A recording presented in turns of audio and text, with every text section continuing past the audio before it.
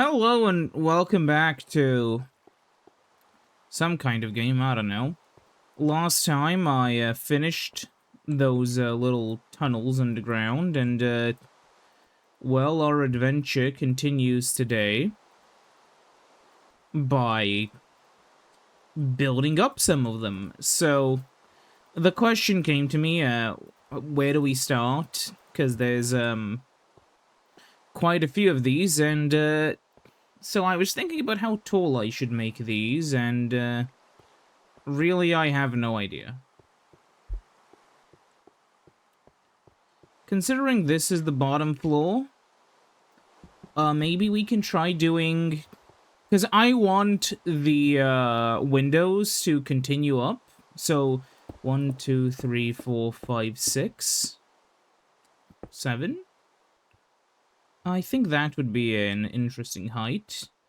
Then again, 1, 2, 3. 1, 2, 3, 4, 5, 6. 1, 2. Yeah, I think this could work.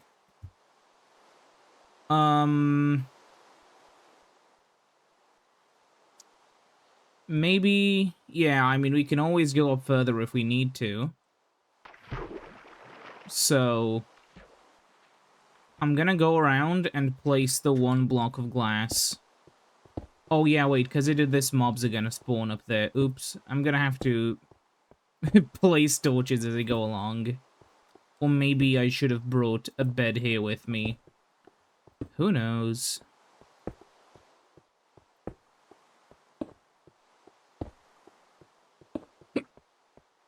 And so things continue.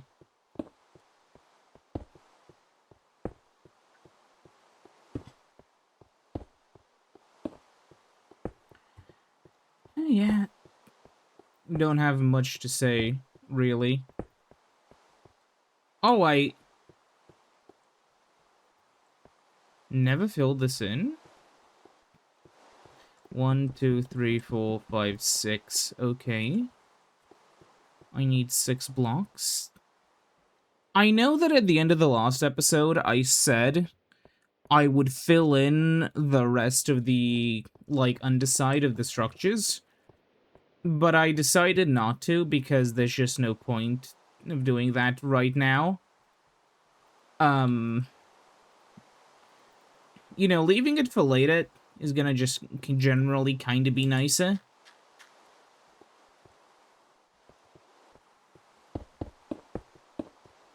Wait, I just realized I have no non-destructive ways to climb back up.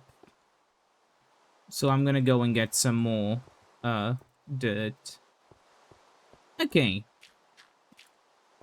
Now we may begin.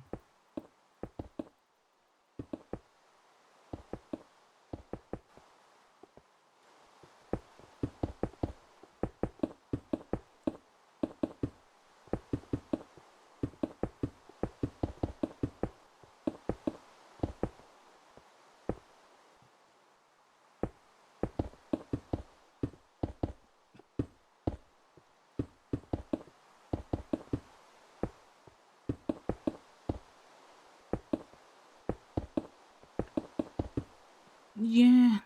One thing which kind of I sometimes think about, and I know this is kind of flawed in a sense, but just like, it's kind of crazy how back during like the PS2 era, the the PS1 era, but in my mind, you know, because of how I grew up, the PS2 era kind of sticks in my mind a lot more. I just sometimes think about how many games there were back then. And just, like, how diverse it all was, I guess, you know?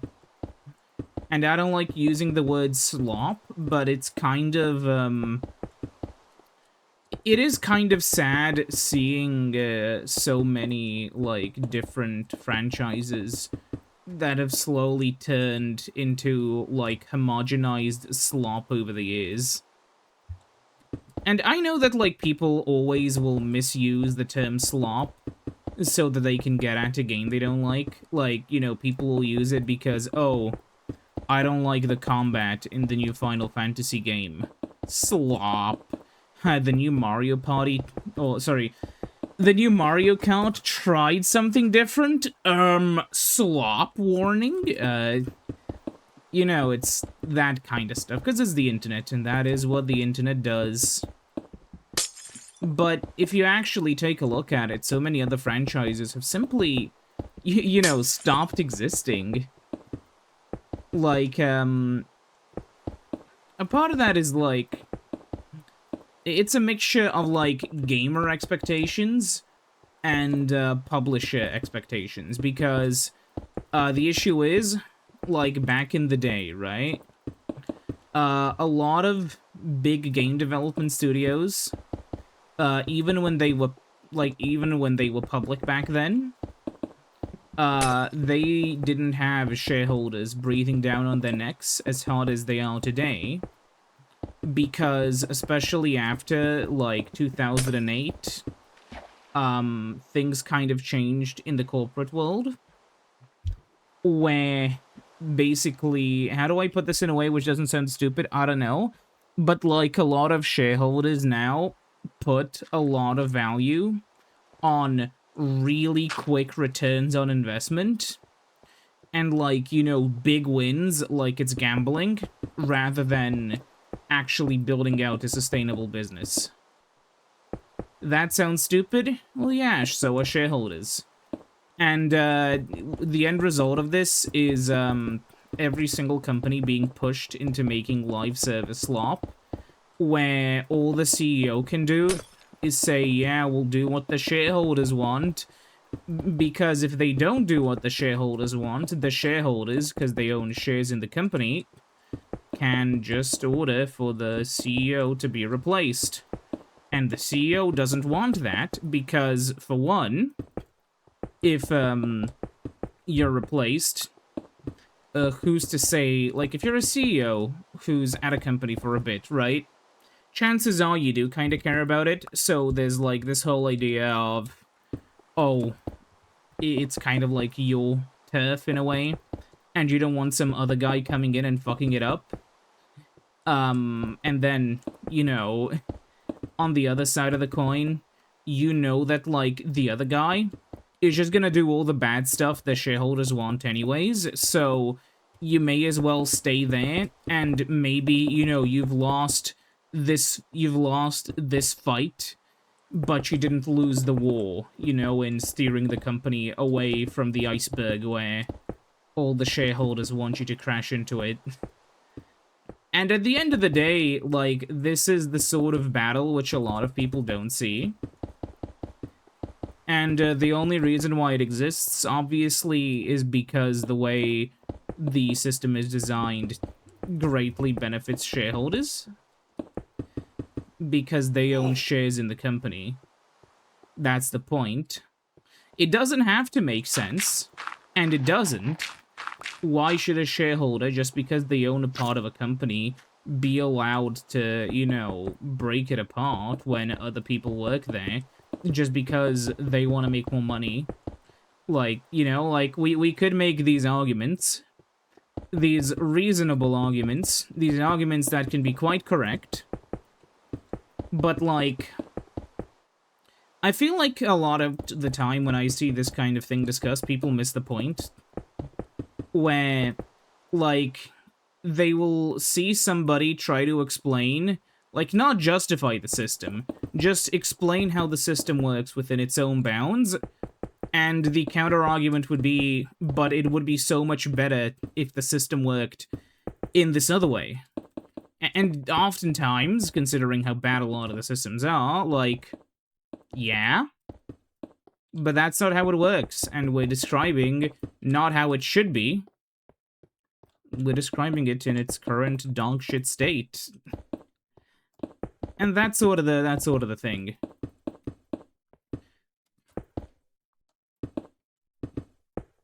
It's depressing. Shit. But yeah, it's very much one of those things where, like, to channel my inner DSP, you know? There's nothing you can really do. And the only thing really left is to just be there so you can watch the fireworks eventually, you know? And it's sad, but, like, you should feel lucky that you're just, like, a guy or whatever, like, and not somebody who works at the companies that are making all of these dog shit decisions. And in the case that you actually are, I am so fucking sorry. Because you are so fucked currently with how things are going. But yeah, it's very much one of those situations where the only thing you can really do as a layperson is fucking watch the thing explode from afar, and that's kind of it. And I mean, hey, look at all those pretty blinky lights in the distance. That's reactor 4. Oops. But you know, it's a sad state of affairs. But one of the saddest things I've seen as of late is, you know, while I'm sitting here watching them close studio after studio, you know, wondering why didn't you say you want video games? How is this gonna, you know, like, I'm staring in confusion. There's been this growing amount of chuds who have, like, and this is something which is really funny, where it's like, you could call it a total, like, woke or total progressive or whatever victory, right? Where chuds are now bagging, like, back, like, 10 years ago, right? Chuds were really, really mad because they convinced themselves, like, what is her name again? Anita Sarkeesian? She was, like, apparently, allegedly destroying the industry by making YouTube videos or something. I don't remember. It was really stupid. And then, like, now the story has changed to, like, yeah, I can't wait for all of these game developers making my games to lose their jobs. Now you'll see what happens when you mess with us. And I just find it kind of really, really funny. Because you're really, like, laughing in the faces of game developers who have been pouring their, like, life's work into the games that you would buy. And then, after you make it very clear to everyone that you hate their, like, to all the game developers that you hate their games, then you get mad when the games don't pander to you and instead, you know, appeal to, like, you know, the more progressive people who are like, yay, more video games for me to play, instead of, grr, I hope everybody who made this video game loses their jobs, ... because of, you know, it's just pathetic. And, it's kind of entertaining to see, in a way, which, granted, it's mostly me finding it entertaining, but, like, it's just kind of entertaining to see how pathetic it is, because it's just kind of heartwarming to see in, like, recent times, where, like, back in the day, when somebody was genuinely pathetic and just hoped, like, things were worse for other people, they would keep it relatively quiet, because they knew that, like, publicly saying something like that would get, like, you know, get them a wedgie, get tomatoes thrown at them. But something happened in, like, internet culture that made that stop happening. Where, like, even 10 years ago, you would, if somebody was like, yeah, I hope everybody who made this game loses their jobs, people would look at you like a fucking weirdo. But as it turns out, the guys who were mad that the protagonist of a game was a woman were actually the really overly sensitive snowflakes. And I find that funny. I find that really funny. I find that incredibly funny. I also find it kind of miserable because it's my hobby that they are trying to destroy. Because they don't like women or something, which... They're also homophobic. and they don't like women. Which, okay, buddy. You think about that. But yeah, obviously, you know, no, there's nothing more like, for somebody who's not in these kinds of spaces, there is nothing more bewildering than, like, mainstream straight dude culture where so much of it is designed around, like, somehow appealing to other men. Like, you've seen this with, like, that one guy who, like, obliterated his body or whatever the fuck so he could become the true mogging champion or whatever the fuck. Like, fucking Clavicula, I think it was? Maybe I'm thinking of somebody else. I don't know. But, it's just kind of funny. Because that's not what women find attractive. Believe it or not, so they don't want you to know this. So, like, twinks are sort of a gay thing, right? Like, in terms of culture, right? But I'm gonna let you in on a little secret. They don't want you to know this, but a lot of women actually like twinks. That's just, like, a thing. Not all of them, obviously, but a decent portion. And, that's something you've gotta kind of keep in mind, right? Like, and what do a lot of women not like? This kind of, like, hypermasculine, giant, colossal, you know, muscle mass. Women aren't really into that. And it's funny, because, I saw a video of some gay guy, basically explaining how, a lot of the modern sort of culture that, like, a lot of these, you know, how to be a real man, how to mog people, they're basically, without realizing, appropriating actual, like, gay culture, except they don't realize it because they're, you know, uneducated. And I find that really funny. I mean, it's like, why would you go to a gym? It's not for, like, women to like you. It's for the men to like you. It's like, as if it's not like a common funny meme where it's like, oh yeah, all the buff guys are, like, on some kind of, like, reality TV resort, and then the fat guy with a good sense of humor shows up, and they're all horrified because they stand no chance against somebody who can tell a good joke and laugh.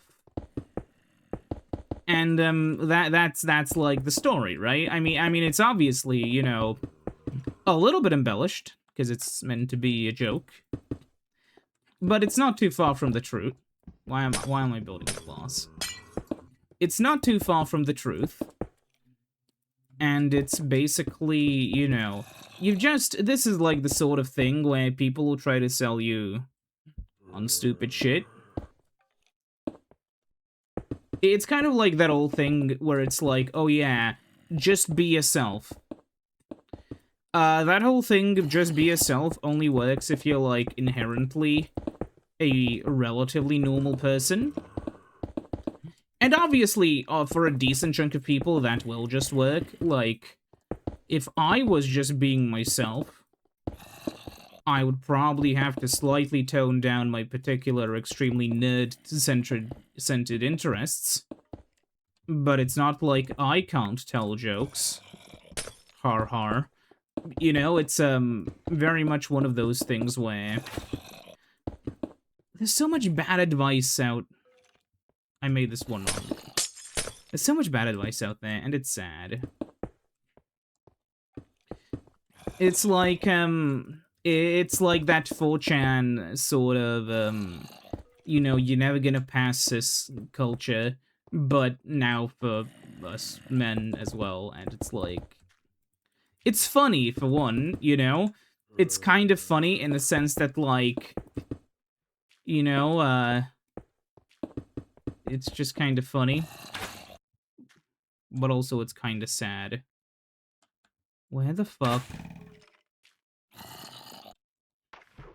And for my next magic trick, I shall make all the mobs in there multiply, because when I go and get more stone and then come back up there, shit's gonna hit the fan. By the way, this is why I said, like, oh yeah, there's not gonna be anywhere near enough stone in all of these chests. Look at how, like, little I've done for one of the buildings, and look at how much stone it has cost me so far.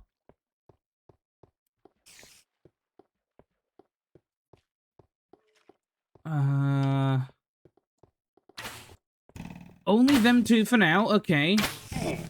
No, there's also a spider now. Spider. Okay, thankfully they're already half damaged from falling down from the ceiling. Oh well.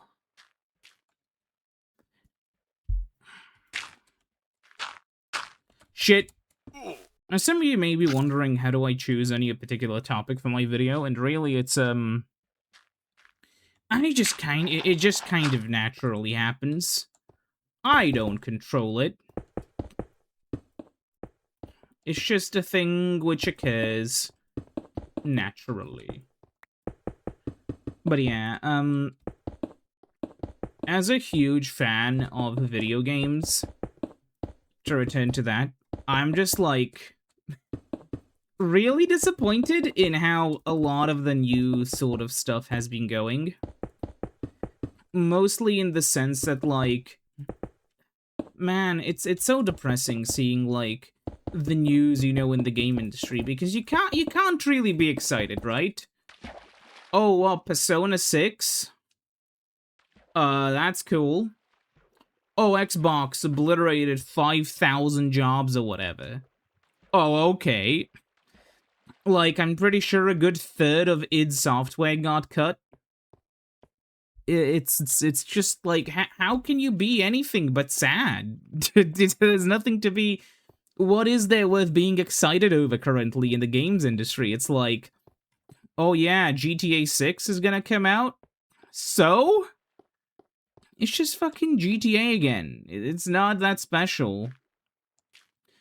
That's probably gonna piss some people off, but, like, it's just another GTA game. GTA games have, like, always just been kind of... Like, you know, back in the day, right? GTA was special. But then it's like, you know, at some point something changed, and they kind of forgot what made a lot of the older games special. Because, like, I think this works best, obviously, if you've played them in a chronological order, right? But back in the day, right, you had, like, GTA 3 come out, and it was fairly simple for what it was, but it had a big open map. You could do crime, there was a bunch of hidden stuff around the map, and it was cool. Then Vice City expanded it, and expanded the story further, right? And, like, you had this whole place, you know, you were in Miami, you were doing these missions, it felt so cool, and then the second part of the game was confusing, and you would, like, break your game if you saved in the ice cream shop.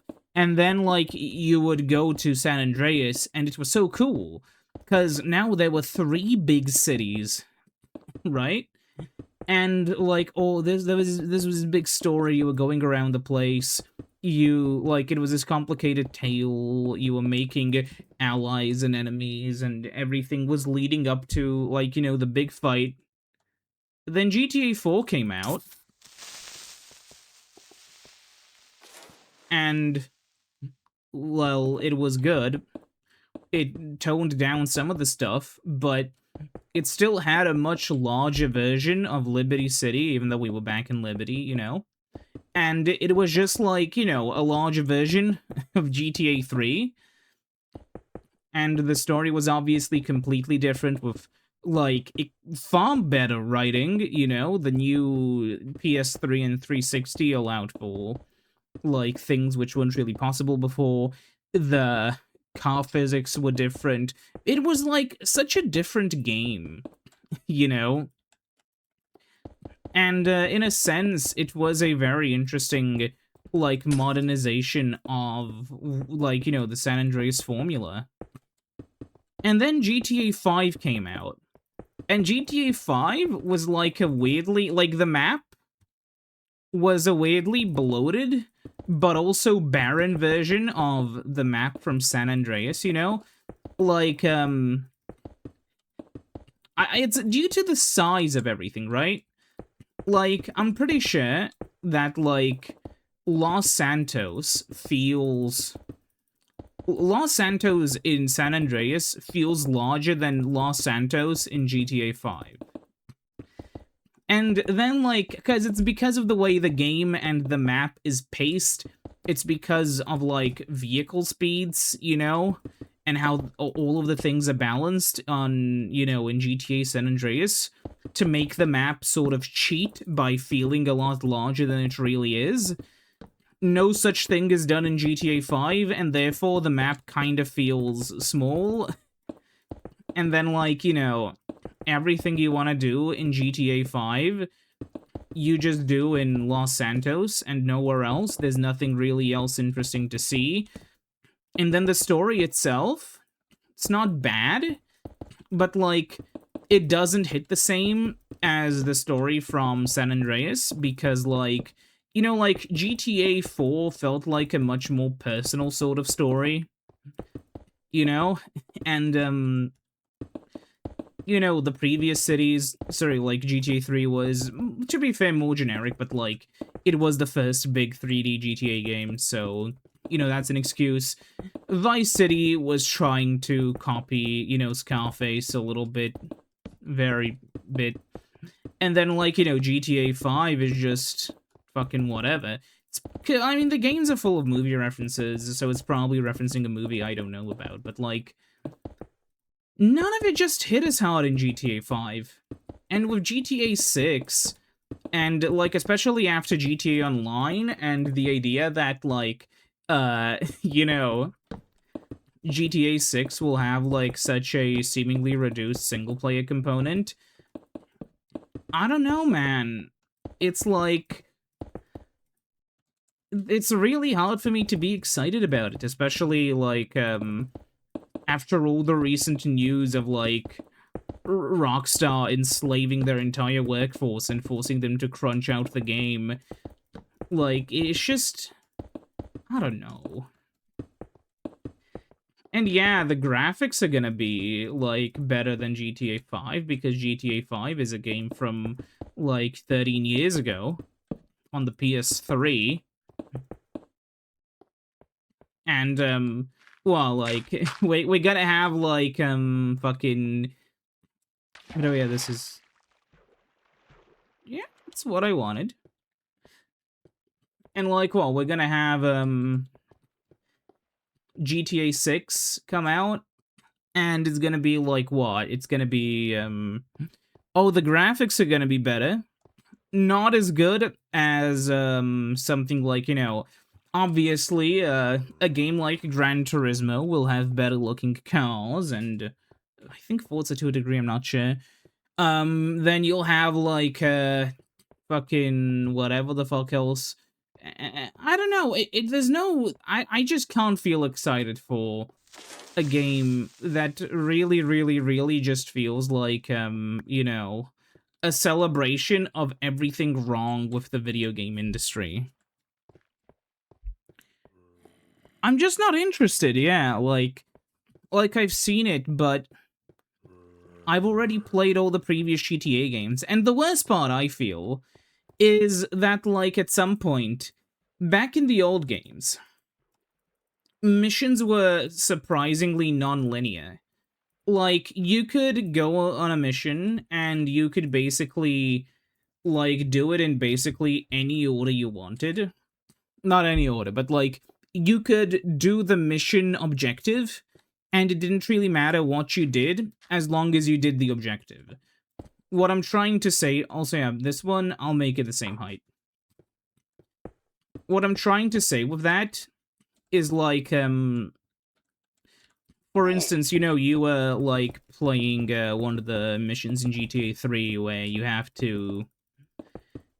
It's that one mission where you have to do the thing for the guy, and you have to, like, go to the fucking place, and he gets scared, and he jumps into a car and runs off.